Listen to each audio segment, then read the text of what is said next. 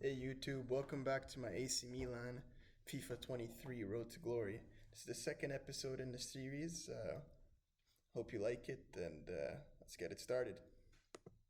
Episode here, I'm just opening an 82 by 100. This was just before it expired. You can see I got a lot of team of the season, so I think it ultimately was worth the pack. But nothing crazy. I mean, in all these pack openings, my goal here lately has just been to try and pack a Rafael Leao, but it's not happening. It doesn't seem like it will. Hopefully, by the end of this weekend league and going into next weekend league, we'll have enough coins to get a Rafael Leao. We get a duplicate Tonali and Tomori, who will just be going into SBCs. Trying to recycle to get as much coins as possible. In the first game of this episode, you can see the team is nothing crazy. I have Chukwueze birthday card, outdated. Leao's card is outdated. Even Van Basten's card is pretty outdated. I start this weekend league, the first game here with Gattuso, who honestly was, as you saw in the previous episode, was pretty good. But as I looked into the market, I saw that Clarence Seedorf is it was only 40k. So I think in the second game of this episode here, I end up purchasing Seedorf, who was a monster in this episode in this weekend league, and I'm very happy I got that purchase. But as we get into the first game here, see you later. The team is looking. Let's see here. The team is looking pretty juicy. First game, we're playing Shapeshifter Vanya. That Benzema always has given me trouble, so we'll see how it goes. Usually the first 5 games of Weekend League are never easy, as I go down 1-0 here. But usually after the 5th game, depending how you went in your first 5 games, say you won 5 games in a row, it will try and match you up with someone who's on a similar level to you. So the first 5 games, either you can go 5-0, you can get lucky in your matchmaking, but you're going to pay for it later on, or you can go 0-5 and you can get a bunch of easy games and redeem yourself. Here, down 2-1 pretty early. Rafael Leao, outdated card, doesn't matter, back of the net. But yeah, so there's a few things I wanted to talk about in this episode. Obviously, I appreciate the support in the previous episode, 70 views. Pretty massive. I was not expecting that. But if we can get more views, maybe if you want to share, leave a comment. I would appreciate some comments just to have some feedback. Obviously, I know in the first video, the audio was pretty low. It's to be expected. Obviously, I want everything to be perfect, but I kind of just wanted to upload the first video, see how things are, and evaluate from there. But I think I'm going to solve the problem in this episode. My editing is still not perfect, but I am seeing progress. I've been watching some videos and seeing what I can do better. But yeah, so if you guys want to leave comments or anything, my goal for FIFA, well, for EA Sports FC24 is to have an RTG. Maybe 100 episodes. We'll see how the series goes, obviously, but an RTG with only AC Milan players. So we're going to try and compete in Weekend League or Division Rivals, whatever game modes they'll have at the time. I know there's a new aspect of a player development that Shevchenko misses a sitter in the 120th minute. It's kind of sad, but it is what it is. Oh yeah, and to talk a little bit about Shevchenko, I find his card a little bit underwhelming. I think it's just he has really good stats and he has a 5-star skill move, 4-star weak foot if I'm not mistaken, but I just feel like his body type is not made for FIFA. Not a similar card, but a card that has a similar problem would obviously be Zidane, the new card. I think it's a 99 overall. I saw a lot of people did not like the card, even though the stats look ridiculous, even with the traits. It's just unfortunate. Some players had an amazing careers and they just don't translate well into FIFA. Like I remember back in FIFA 12, FIFA 13, some of the best players like Ahmed Musa, Christian Benteke, honestly bums. Like these guys had no careers really. I'm not even sure where they're playing today, but I remember those cards being just as good as Messi or Ronaldo. But that's just how FIFA is, right? Some cards are broken and some cards That's just how it is. I remember this year, Charles de Ketelaar had one of my favorite cards, even though he was probably the worst player at Milan, who's now at Atalanta. But here I am, Stefan El Sharari, and also an old FIFA GOAT, stepping up to win the game here. And we go 5 for 5 in the penalties, and we win the game. So happy to get that first win. This episode is just the beginning. I think it's the first 8 or 9, could be mistaken, games of the weekend league. We don't start too. We start pretty good. We get 2 wins in a row. Oh, I shouldn't have spoiled that, but it is what it is. We get 2 wins in a row here. But this first episode, there's a few losses. I think I rage quit. But you'll see what I mean. We play a lot of massive teams, a lot of fully pink teams with some crazy players. And with the players I have, it's definitely not easy to compete. I'm gonna be making upgrades for sure throughout this episode and the next episode of this weekend. And going into next weekend, I plan to fill in all the holes. I mean, there's an SPC for a David Beckham who's definitely overpriced for the card he is. But I think at this point, I don't really care about that. I mean, there's fodder, as I purchased Seedorf here for 40k. I was shocked. No, 25k. How much did I purchase this card for? 25k for one of the best CDMs in the game. Anyways, fodder right now is flying like nothing. Like a team of the season card that's 93 overall is worth 10,000 coins. So if I can have a David Beckham for nostalgic reasons, and he is a pretty decent card despite being outdated, over a Chukwueze or an El Sharari, I think we can have at least 1 or 2 maybe more wins. But there's another card, I won't spoil it I think in the next episode, who's going to get a debut, who absolutely erupted for me, and I recommend everyone to get him. You'll see who I'm talking about. It's obviously a Milan player. You might already know who I'm talking about. Played him at striker. Was never really a striker, but that's for another. It's a conversation for another day. On that, one player in this weekend league and in the past few months who's been driving me crazy is Petr Cech. And I want to talk about this quickly because I feel Shapeshifters was the worst promo in FIFA history. Not because there was good content that came out. Quite the opposite. I find the cards that came out ruined the game. And you might say, yeah, there's some cool cards, a Giroud center back, a Vanya Milinkovic-Savic center mid. But these cards, to me, ruined the dynamic of the game. I'm sure if you're watching this video, you know how broken Petr Cech is, and you know how broken Vanya Milinkovic-Savic is. To me, having an outfield, having a goalkeeper play an outfield position is unrealistic. I know some people don't really care and they understand it's a game, but a lot of people, especially in my generation and the generation that are younger than me, as we get a rage quit here, they learn about football through video games. It's just how it is. So when you have a Petr Cech who's outperforming every number 9 in this game until Gold Mbappe, which Gold Mbappe, fair enough, he's one of the best players in the world, that's no problem.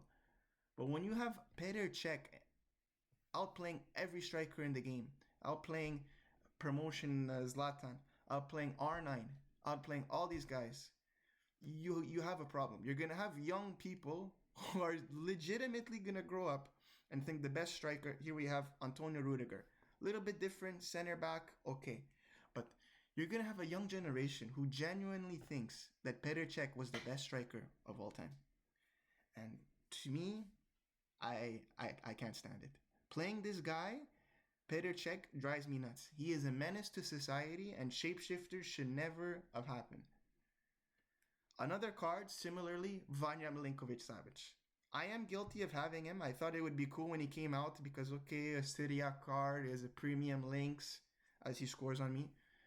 Might be cool to have him.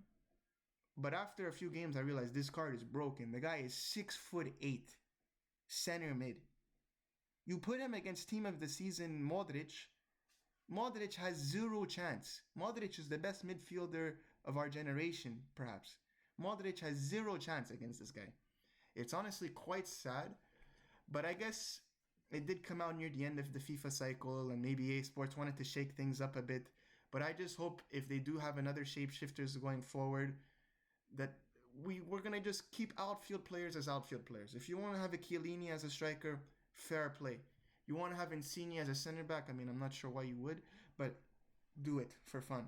But no, none of these. As Rafael Leao graties on me, I was very close to breaking my monitor here, but it is what it is. Sometimes in FUT champs, especially, you're gonna come up against monster teams that are gonna slap you and they're gonna teach you a lesson. But that's why we play, right? We want to get better. We want to have the best team. Me, I don't really care about having the best team. I play for sentimental value, as Tonali, rest in peace, gone to Newcastle scores. I play FIFA just because I love AC Milan. I love football, and for me to feel like I have control over AC Milan players is just cool. As I grade back with Tonali as he gets his second goal in the 84th minute. But let's see who scores the next goal. He's building up the play. Neves, look who it is. The menace to society himself. You can't catch this guy. Who is this guy? Petr Cech. I understand he was a great goalkeeper, but he completely destroyed my team here as he passes it to Marco Reus Fuddies. This guy's team was cracked. Like, it made no sense. But anyways, I take my first L of the weekend league and we go 2-1. Anyways, moving on. Future signings, like I've already mentioned for the series for maybe next weekend league. You'll see who I sign in this episode. But some signings I definitely need to have for next episode are Rafael Leao team of the season card. His card is still over 200k, which is, look who scores on me, which is a little ridiculous, but it is what it is. His card is OP, as it should be. He's an OP player. In my opinion, top 5 attacker in the world right now. But that's obviously debatable. But definitely Rafael Leao. There was a new Alessandro Florenzi card that came out. Little weird because I know Florenzi always has fuddy cards in FIFA, and he's an OP fuddies card. But I think in the past 2 years he might have played 10 games for Milan, maybe started even half. He was injured last season, so it's kind of weird. He is an Italian player, so I do respect that, but at the same time he didn't play much. But I think we will give him a shot just because he's a Milan player. But definitely Florenzi. If you guys have any suggestions, like if you want to see a Baresi card, obviously Ronaldinho is potential to there's potential for me to finish it going forward. The SPC is extremely expensive. I think there's 33 SPCs you need. But if you guys really want to see that content, I'm sure you already have. Most of you have tried them already. I can get them. One of my first players that I watched growing up, but obviously just because we want him doesn't mean we can have him. He's crazy expensive. But Van Basten, for sure, we have him already, I think. As he scores right here. But David Beckham, maybe even an Andrea Pirlo. I know his cards are never really good. He's one of those players that doesn't translate well to FIFA. But we can give him a try for sure. But if you guys have any suggestions on players you want to see, let me know.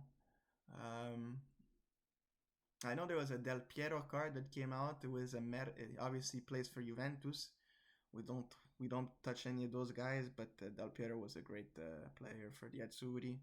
So maybe my off time, if you guys want to play Twitch together, if we want to stream, maybe we can try out a Del P card, see how that's going. I've heard great things about the card. But as coming close to the end of the first episode of this weekend league here, just want to quickly talk about the first game that Milan played this week in Serie A. Obviously, I think it was a great. It wasn't a great game, but it was a good game. It was. We started off pretty shaky with the first 20 seconds when Bologna hit the post, but the team was composed. Man of the match was definitely Christian Pulisic, with his second assist in the first goal in the build-up and his crazy screamer from outside the box. I think the new signings made a huge difference in week one, but there's some holes there for sure. The defense sometimes didn't look fluid. Playing out from the back, we struggled against Bologna. I mean, Bologna is no team to expect to win 5-0, although we do have a good history in the fixtures with them. But I think we can improve in a lot of aspects. Definitely our midfield play, linking the midfield with the attackers. Tijani Reinders, another standout player. He played really good. I think he did his job super well. But I think in a few games, I hope Milan Pioli knows what he's doing, and we can fix those holes that we had going forward. But it's going to be a lot of work cut out for Pioli, and it's a little scary because starting week 3, I know we have a very tough schedule after that until week 10, which is going to be tough. Beginning of the season will decide a lot of how our season is going to shape out. So I hope we're able to sort things out as soon as possible. As we win this game, we see Samuel Eto'o, the former Inter player, crying, Paolo Maldini, Stefano Sciorari hugging, stuff you just love to see. But I think we finished the episode here. We get another win, and if I'm not mistaken, we go 4-2 or 3-2, and we get into our final game here of this episode. This guy's team is pretty cracked. That's another card that I hate coming up against, that Marcos Llorente card. I found I find oh, that's this clip I found hilarious. I just a lot of stuff is going on here. I don't know how to explain it, but I find his cards in every FIFA are always insane. Even at the beginning when the game comes out, he's just a massive unit who's fast and strong. But if you guys can let me know as he scores there, is this guy even a good player? I mean, excuse my ignorance. Oh, this game, it's true, we lost connection to the servers, so I was a little upset. I'm not sure. We did go 1-0 down. I'm not sure if we would have won that game, but we lost connection to the servers. But is Lorente even a great player? I don't know. Sorry, excuse my ignorance because I don't watch La Liga. But I feel like he's one of those guys who's maybe just a FIFA player. I don't know. I could be completely wrong here if you guys want to let me know. But as we come to the end of this episode, we're not looking too hot. I think we're 4-3 now, and we need to do better. And I know we can do better. But I appreciate you guys tagging along on this series. If you just want to leave a like, a comment, if we can get to 5 subscribers, that'd be sick. And yeah, thank you guys. The next episode should be coming in the next day or two. Have a nice day. Take care.